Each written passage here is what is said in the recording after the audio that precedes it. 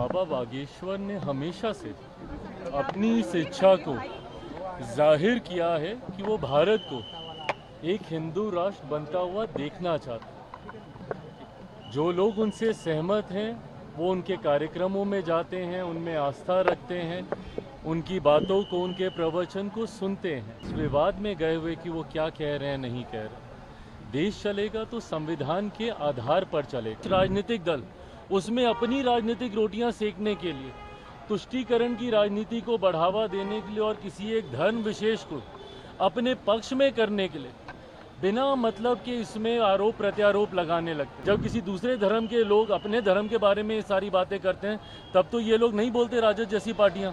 क्यों? क्योंकि उस वक्त इनको तुष्टीकरण करना होता है। हकीकत ये है कि देश में एक बड़ा राजनीतिक दल और खासतौर पे विपक्षी दलों का एक समुदाय अब ऐसा बन गया है जिनके लिए भारत में सेक्युलरिज्म का मतलब एक धर्म विशेष का तुष्टीकरण करना।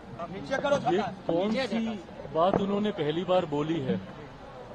बाबा बागेश्वर ने हमेशा से अपनी इस इच्छा को जाहिर किया है कि वो भारत को एक हिंदू राष्ट्र बनता हुआ देखना चाहते। जो लोग उनसे सहमत हैं वो उनके कार्यक्रमों में जाते हैं, उनमें आस्था रखते हैं, उनकी बातों को, उनके प्रवचन को सुनते हैं।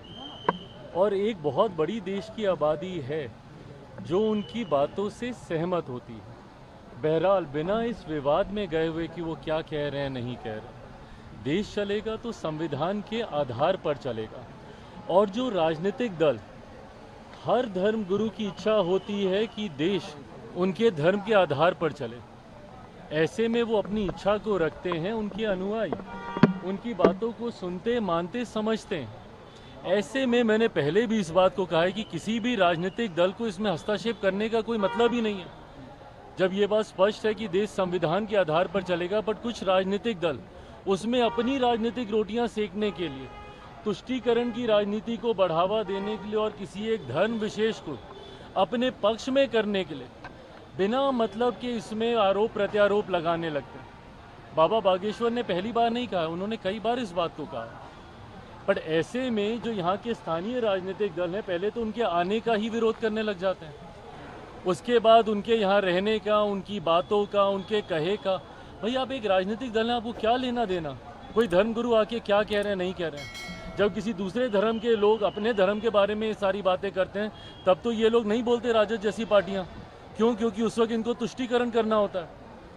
हकीकत ये है कि देश में एक बड़ा राजनीतिक दल और खासतौर पे विपक्षी दलों का एक समुदाय अब ऐसा बन गया है जिनके लिए भारत में सेक्युलरिज्म का मतलब एक धर्म विशेष का तुष्टीकरण करना। ये सोच ही पूरी तरीके से गलत है। राजनीतिक दलों को अपनी टिप्पणी सिर्फ राजनीतिक आधार पर ही रखनी चाहिए और सिर्फ सरकार की नीतियों के आधार पर करनी चाहिए। धर्मगुरुओं ने कई बार ऐसी बातें कही और कई धर्मगुरु ऐसी बातें करते रहे हैं। इस विवाद में किसी राजनीतिक दल को पढ़ने की जरूरत ही नहीं है। राजद के पास अगर इतना ही समय है तो फिर वो भी अपनी एक धर्मशाला अलग से खोल लें। फिर क्यों वो किसी एक राजनीतिक संगठन का हिस्सा बने हुए हैं? अगर उनको टिप्पणी करनी है, करें ना भैया, बिहार में हमारी सरकार को लेकर, करें देश में हमारी सरकार को लेकर। पर इस तरीके की बातें कर कर राज्य में सिर्फ धार्मिक असंतुलन बनाने का प्रयास जो राजद के द्वारा किया जाता है वो कतई उचित नहीं है।